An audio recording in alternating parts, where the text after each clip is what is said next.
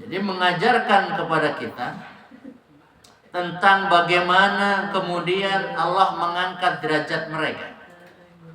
Pasangan suami istri yang kemudian mengajarkan bahwa cinta tidak dibangun di atas kesempurnaan fisik, tetapi di atas keimanan, kesabaran, dan keikhlasan. Bukan fisiknya. Nah, satu ketika Sri ini rajin ngaji dan calon suaminya juga rajin ngaji. Begitu sesi tanya jawab, Sri itu ngomong, "Pak Ustadz, Assalamualaikum, saya mau bertanya Pak Ustadz, apakah ada saya mau cerita dulu. Saya adalah seorang wanita yang terlahir hanya punya satu tangan." Gitu, orang nggak melihat karena pakai kerudung. Begitu ngomong satu tangan baru pada melihat. Kemudian saya juga hanya punya satu kaki, Pak Ustaz. Saya sudah berharap lama kepada Allah, berdoa kepada Allah, semoga hari ini Allah jawab apa yang menjadi harapan saya, doa saya untuk mendapatkan seorang suami yang mencintai saya dengan ini apa adanya. Kaki satu, tangan satu. Ibu sempurna kan? Bersyukur. Alhamdulillah. Ternyata pada saat dia bertanya seperti itu, si laki-laki itu ada juga di kursi roda. Dia menangis. Ternyata jawab doanya sama. Dia juga berdoa, cuman tidak bertanya. Ya Allah, berilah aku seorang istri yang bisa menerima aku apa adanya. Dan ternyata tidak terjadi obrolan, hanya dengar seperti itu. Setelah itu pengajian bubar dan laki-laki itu sudah nungguin di pintu gerbang masjid setelah pengajian. Nungguin siapa? Mana tadi wanita yang bertanya? Dia juga ada di kursi roda. Kemudian dia bercerita, Dek Sri, Dek Sri, ada nama Sri? Dek Sri, adik tadi yang bertanya ke Ustadz ya? Iya. Alhamdulillah, kata si laki-laki itu. Kok bisa gitu? Iya, saya juga berdoa seperti itu. Tapi terimalah aku berbeda dengan adik. Aku juga cacat. Kalau adik nggak punya tangan satu, nggak punya kaki satu, itu sejak lahir. Kalau aku sejak usia 25 tahun, Allah ambil kedua kakiku. Saat sedang bekerja, tahu-tahu kena alat berat kakinya, kejatuhan alat berat, dan harus diamputasi. Aku sekarang masih belum bisa menerima keadaanku. Tapi karena tadi adik bertanya, mungkin ini jawaban Allah untuk doa-doaku. Akhirnya mereka menikah. Setelah menikah, enak apa enggak? Kagak. Apa yang enggak enak? Ya serba kekurangan. Kita aja yang lengkap anggota badannya, kadang-kadang, Bu, ambilin gelas. Kadang ada rasa-rasa ini nih. Kalau hati tidak berharap surga Allah, kagak mau ngambilin gelas. Akhirnya nangis itu. Setelah jadi pasangan suami istri, qabil tuh nikah, bukan, tapi bahagia, haru, menangis. Ternyata masih Allah berikan jodoh bagi aku yang nggak punya dua kaki. Kakinya hilang. Apa yang terjadi kemudian? Ditanya oleh orang lain. Terus apa yang dilakukan kalau di rumah? Kalau di rumah sambil nangis. Aku hanya bisa bantu istriku kalau nyuci, karena istriku tangannya hanya satu. Kalau nyuci aku nggak bantu, pasti dia akan kesulitan. Dan dia pahalanya banyak. Tetap istrinya nangis, suaminya tiap hari gitu aja. Suaminya juga nggak kerja, mau kerja apa? Maka para jamaah sekalian, apa yang membuat kita tidak bersyukur ya kalau begitu? Nah, Jadi doa itu lahir dari hati nurani yang penuh harap. Ya. Manusia mungkin melihat berdua sebagai orang yang penuh kekurangan, betul? Dilihat, ya Allah. Makanya kita jangan kemudian menghinakan orang di mana ketemu di angkot, ketemu di jalan, ketemu di kereta. Ya Allah, itu orang gitu banget. Enggak usah gitu, udah doain aja ya Allah. Dia hebat, masih bisa hidup, masih bisa mempertahankan hidup dalam kekurangan. Sekarang coba lihat anak-anak gadis kita. Ada jerawat satu aja di pipi, Masya Allah, ditempel apa? Supaya nggak kelihatan. Padahal wajahnya masih bentuk wajah kan? Coba kalau semuanya jerawat sewajah. Jadi yang dilihat hanya yang kecil, harusnya bersyukur. Jadi kemudian Allah itu melihat dua hati yang saling menguatkan. Mereka bisa nikah bukan karena kasihan, bukan karena terpaksa. Terpaksa nikah, terpaksa nerima, bukan karena itu. Tapi karena Allah menanamkan cinta di dalam hati keduanya. Walaupun lihat ada kekurangan, tapi itulah yang Allah berikan. Maka para jamaah sekalian, kita ini harus paham apa yang disampaikan Allah dalam firman-Nya, wa asa an takrahu syai'an wa huwa khairul lakum wa asa an tuhibbu syai'an wa huwa syarrul lakum wallahu ya'lamu wa antum la ta'lamun. Al-Baqarah ayat 216. Dan bisa jadi apa yang kamu benci itu baik bagimu, dan apa yang kamu cintai itu jelek bagimu. Allah Maha Tahu dan antum kalian tidaklah mengetahui. Ya.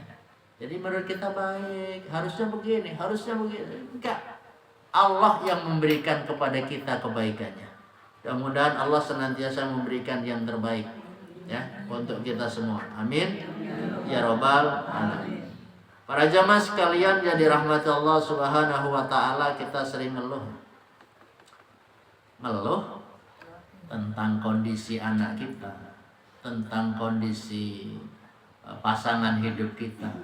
Anak kita kok nggak berprestasi, nggak ada ranking-rankingnya di sekolah. Padahal kalau mau dilihat dulu, teman-teman kita pada waktu sekolah ya berprestasi, sekarang jadi apa? Belum tentu seperti yang dia harapkan.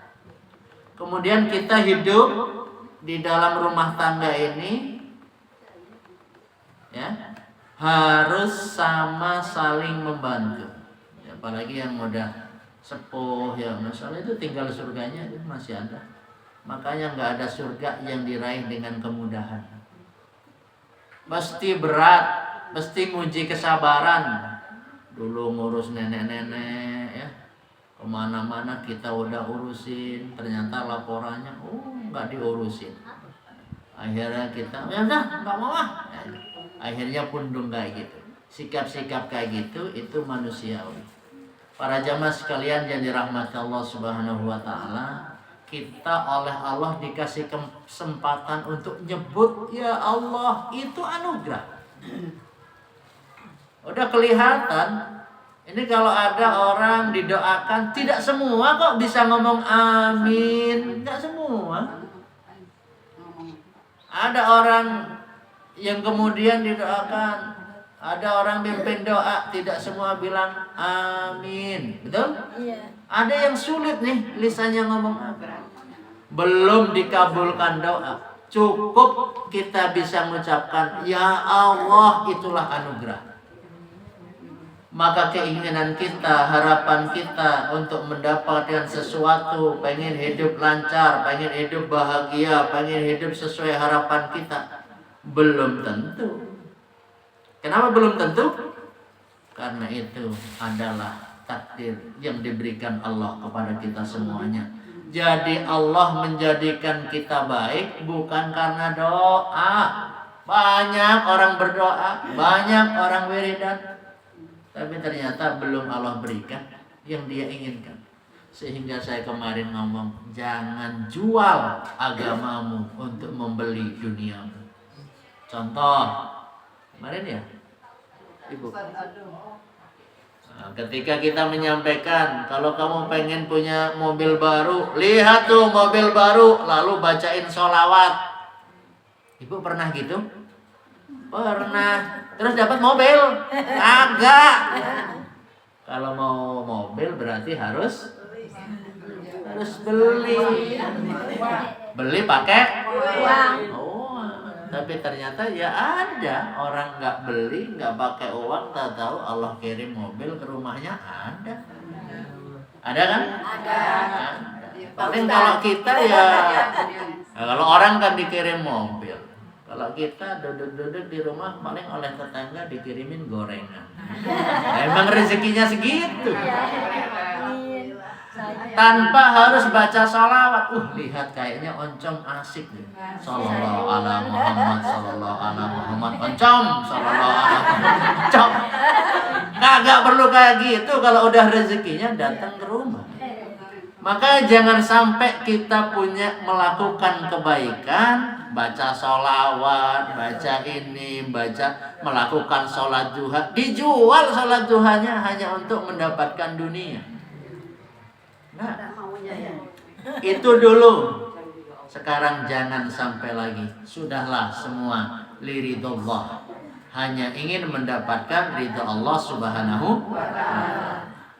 Maka ibu-ibu sekalian yang dirahmati Allah Subhanahu wa ta'ala, penting bagi kita untuk senantiasa mengumandangkan doa. Masuk majelis doa.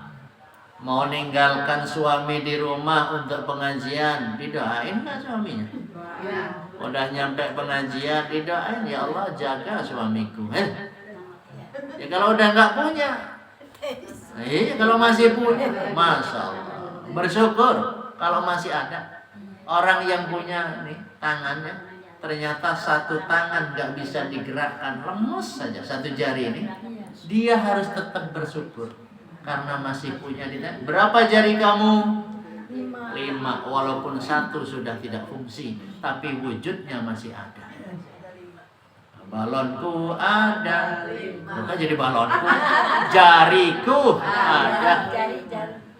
Dan itu rupa-rupanya beda-beda, nggak ada yang sama 5. Perbedaan itu menunjukkan keadilan Allah. Orang hadir di pengajian segini, siapa yang sama? Paling seragamnya, paling warnanya.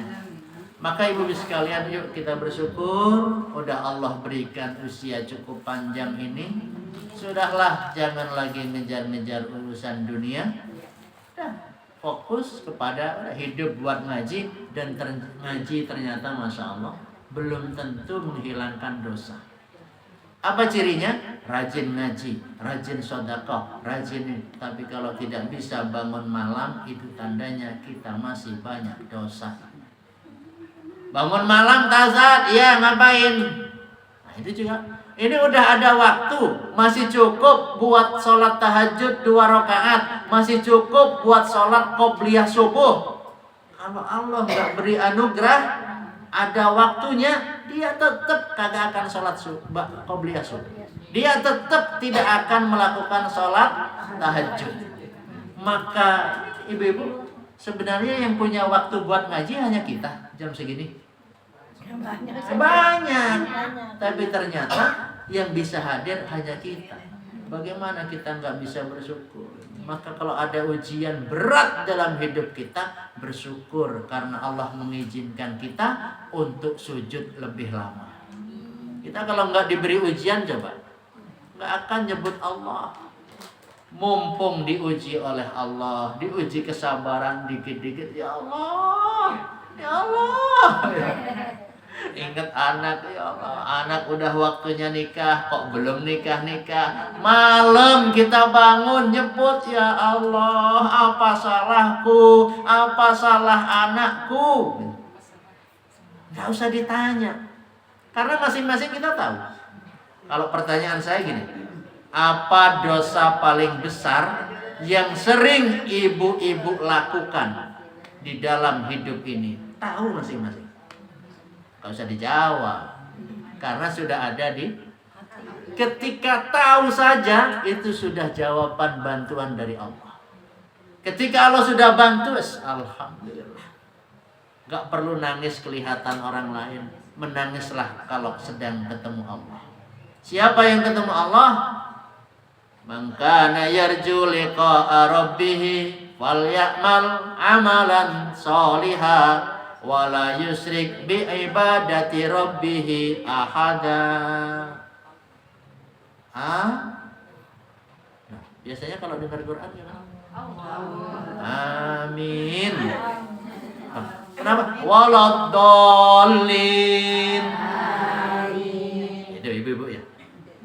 Wa idza quri'al Qur'anu fastami'u lahu wa ansitu la'allakum turhamun. Terakhirnya tahu nggak artinya? Semoga kalian dirahmati. Jawabannya? Amin. Jadi Allah. A'udzu billahi minasy syaithanir rajim. Allah. Ya daripada diem bengong. Baca aja kalimatullah ya. Kan ada 4 kalimat yang dicintai Allah. Apa saja? Subhanallah, walhamdulillah, la ilaha illallah, Allahu akbar. Ibu sudah tahu cara menghatamkan Quran? Sudah? Dengan cepat? Sudah? Tidak nyampe 3 jam? Tahu caranya? Tahu. Cukup dengan baca berapa kali? Itu tahu. Pagi ini udah hatam belum? Udah, karena tadi ikut tahlil. Jadi sambil jalan ngatamin Quran, naik angkot ngatamin Quran, bisa ya. Sambil masak juga bisa ngatamin Quran. Tapi kenapa tidak kita lakukan? Berat ya halannya. Dan saya sudah bilang kemarin, kalau manusia itu mau dapat pahala yang besar, maka di majlis taklim tidak akan ada cicak. Yo, di rumah Bu Yuyun ada cicak kan? Ada. Ambil banting sekali, dek, langsung mati, pahalanya 100. Susah. Susah karena nggak terlatih. Udah nyuruh cucu aja tuh ambilin.